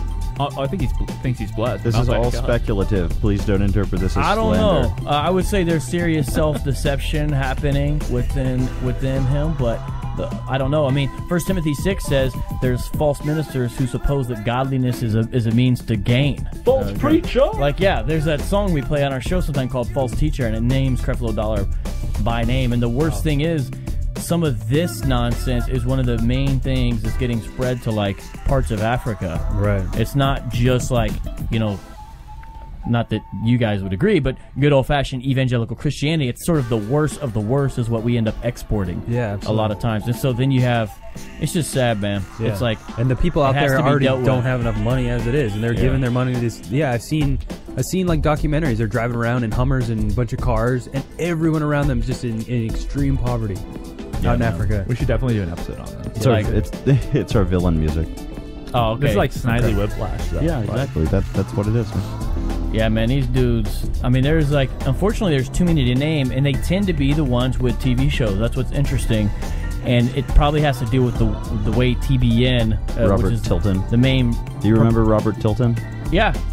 He was wonderful. This dude would send letters to widows saying your husband will get killed, and apparently it's like a form letter, and Robert or whoever, and the letter gets thrown in the trash, and they just pull up the check. Realizing the husband is dead.